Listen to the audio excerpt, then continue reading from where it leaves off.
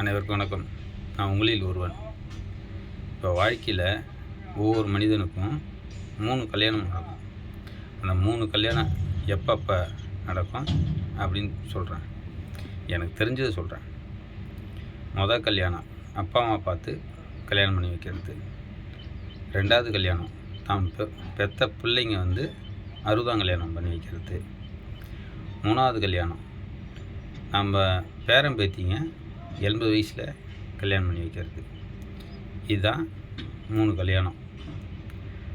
ஆனால் இந்த 3 கல்யாணமும் நம்ம வாழ்க்கையில் எப்படி இருக்கும் போது கல்யாணம் பண்ணுறது, நம்ம வயசான கல்யாணம் பண்ணுறது இல்லை, பணம் இருந்தால் கல்யாணம் பண்ணுறது இல்லை. மொதல் கல்யாணம் அப்பா அம்மா பார்த்து கல்யாணம் பண்ணி வைக்கிறது, நார்மலாக எல்லோரும் கல்யாணம் பண்ணுறது. 2வது கல்யாணம் எப்படி பண்ணுறதுன்னா, நம்ம பெற்ற பிள்ளைங்க அவங்களுக்கு கல்யாணம் பண்ணி அவங்களுக்கு பிள்ளைங்க பிறந்த அப்புறம் அவங்க பார்த்து அந்த வயசில் நமக்கு 60 வயசு ஆகிருக்கணும்.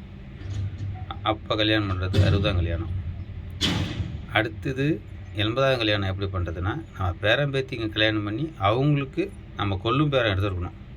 அப்போ நமக்கு 3வது கல்யாணம் 80 வயசில் பண்ணுவாங்க.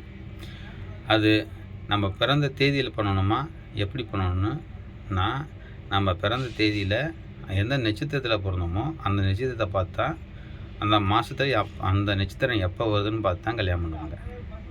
தெரியாதவங்க தெரிஞ்சுக்குங்க. நன்றி.